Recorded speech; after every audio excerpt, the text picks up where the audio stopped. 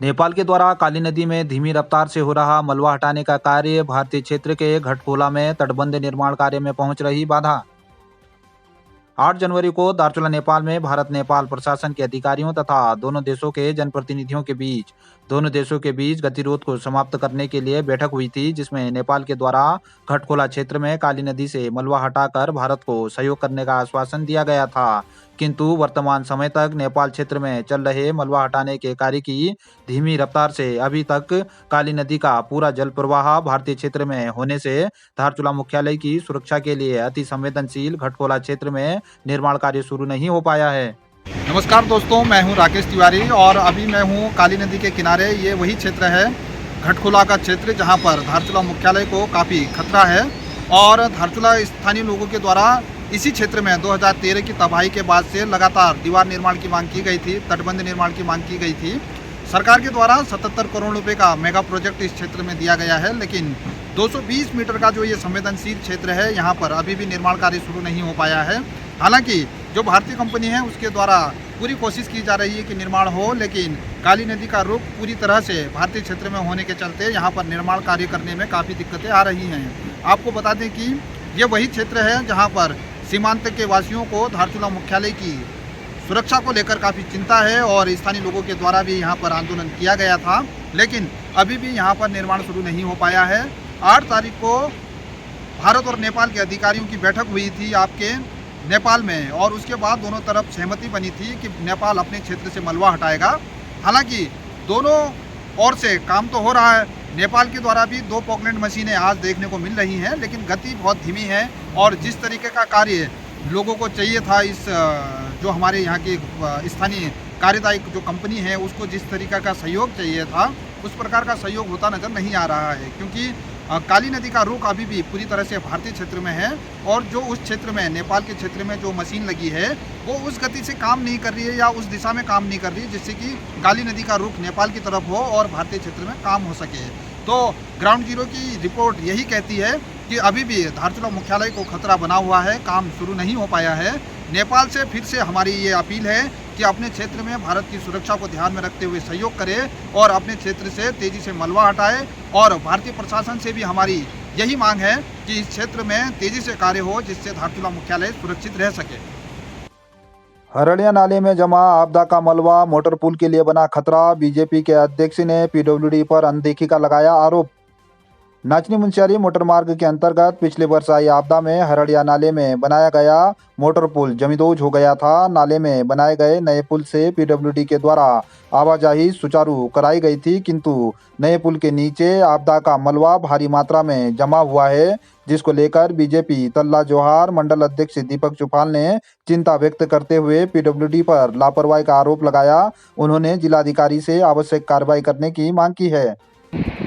आप मेरे पीछे देख सकते हैं हरड़िया नाले में एक पुराना पीडब्ल्यूडी का वैली ब्रिज था जो पिछले वर्ष आपदा की भेंट चढ़ गया।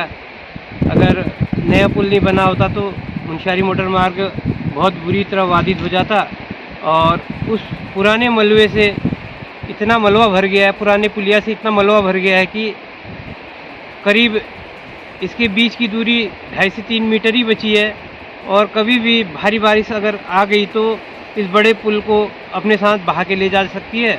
मेरा कई बार पीडब्ल्यूडी को कहने के बाद भी उन्होंने कोई इसमें एक्शन नहीं लिया। मैं आपके चैनल के माध्यम से जिलाधिकारी महोदय से निवेदन करता हूं कि पीडब्ल्यूडी को आदेशित कर इस पुल के नीचे का मलबा तुरंत हटवाने का कृपा कर दीजिएगा, नहीं तो कभी भी ये पुल आपदा के भेंट चढ़ सकता है। धन्यवाद। गोघाटी बगड़ महोत्सव में रंगारंग सांस्कृतिक कार्यक्रमों की मची धूम, वॉलीबॉल प्रतियोगिता का भी हुआ शुभारंभ। गोघाटी बगड़ महोत्सव की 50वीं वर्षगांठ के अवसर पर रंगारंग सांस्कृतिक कार्यक्रमों की धूम मची हुई है। महोत्सव के मुख्य अतिथि बीजेपी जिला उपाध्यक्ष महेंद्र बुद्याल द्वारा आज गोघाटी बगड़ खेल मैदान में वॉलीबॉल प्रतियोगिता का उद्घाटन किया गया। महोत्सव समिति के अध्यक्ष इंद्र सिंह, प्रधान मुकेश ग्वाल तथा क्षेत्र पंचायत सदस्य मनोज ग्वाल ने अतिथियों का पारंपरिक पगड़ी पहनाकर स्वागत अभिनंदन किया। पहला मुकाबला ग्वाल व बोन की टीम के बीच खेला गया, जिसमें 2-0 से बोन की टीम विजेता रही।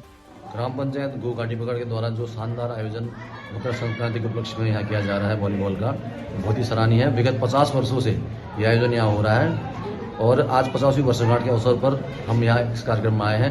बहुत सुंदर आयोजन है और पूरी ग्राम पंचायत को इसके लिए शुभकामनाएं प्रेषित करता हूँ और आपके सफल आयोजन के लिए आप सब लोगों को बहुत बहुत बधाई देता हूँ। और ऐसा आयोजन जगह जगह होना चाहिए सीमांत क्षेत्रों में, ताकि युवा का उत्साह हमेशा के लिए बना रहे। बागेश्वर उत्तरायणी महोत्सव में जाराजिबली के सांस्कृतिक दल ने मचाई धूम। भंगापानी तहसील के ग्राम सभा जाराजिबली के छिपला केदार सांस्कृतिक दल ने समिति प्रभारी महेंद्र सिंह के नेतृत्व में बागेश्वर में चल रहे 15 दिवसीय उत्तरायणी महोत्सव में स्थानीय सोलधन्य दमाऊं व भोकर की धुन पर शिव बारात की भव्य झांकी प्रस्तुत की, जिससे पूरा क्षेत्र महादेव के जयकारों से गूंज उठा। समिति के द्वारा विभिन्न पारंपरिक सांस्कृतिक कार्यक्रम भी प्रस्तुत किए गए, जिसकी सभी दर्शकों ने सराहना भी की।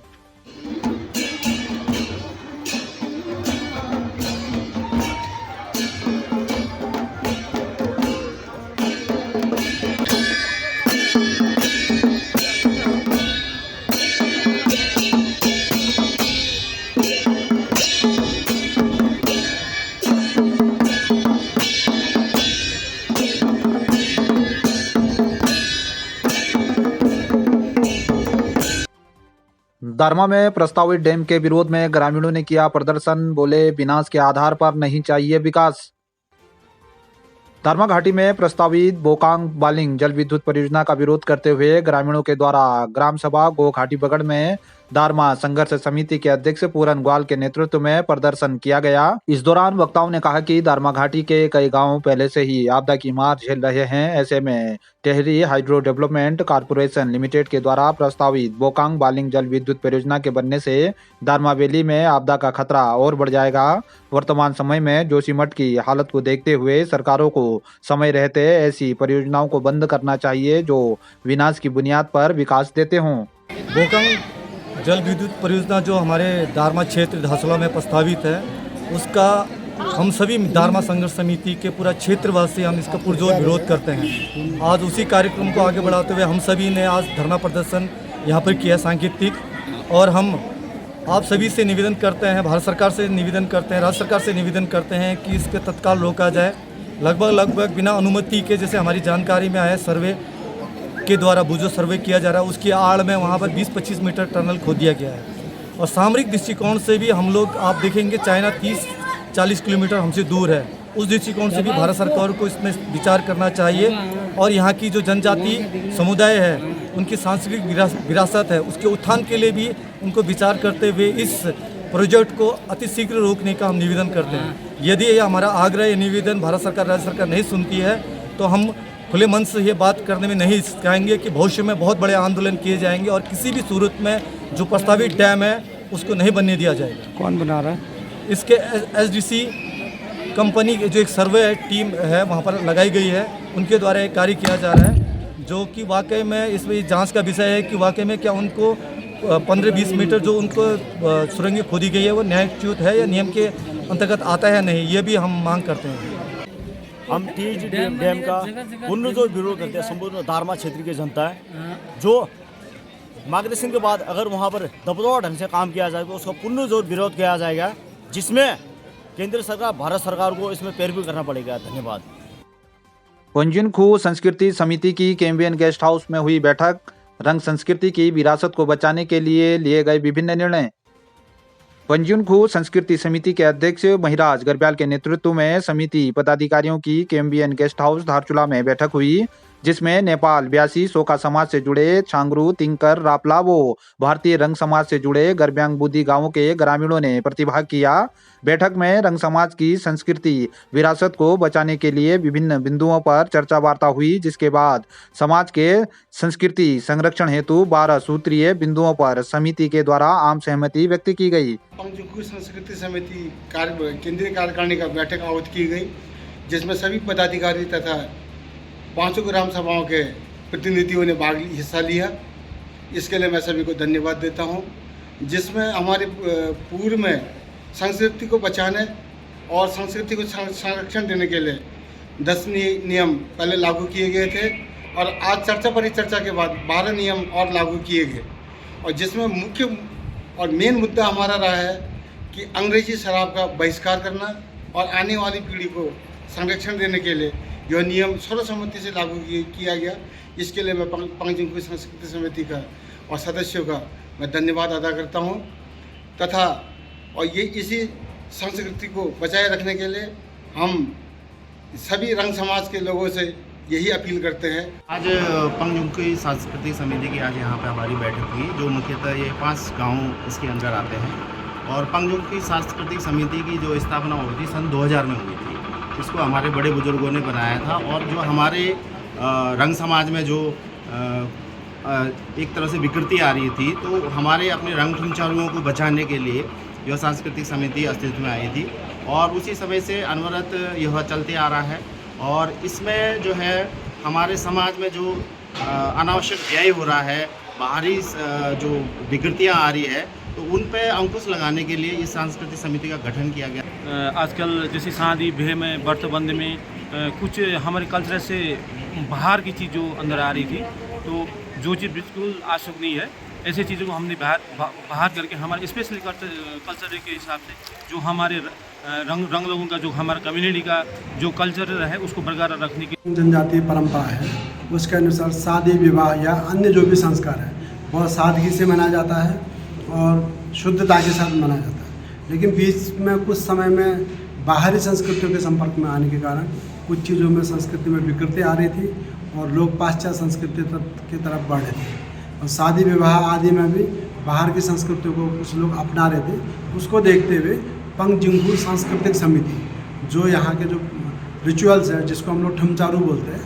उस पर जो है उसके सुधार के लिए एक बैठक किया गया, जिसमें तय किया गया कि अब जो शादी विवाह होगा उसमें जो अंग्रेजी शराब है उसको नहीं परोसा जाएगा और मेहंदी हल्दी के नाम से जो अनाप शनाप खर्च किए जाते हैं उसमें कंट्रोल किया जाएगा और जो सादगी जो परंपरा बुजुर्गों ने बनाई है उसको दोबारा चालू किया जाएगा और उसी परंपरा के अनुसार विवाह आदि संपन्न किए जाएंगे।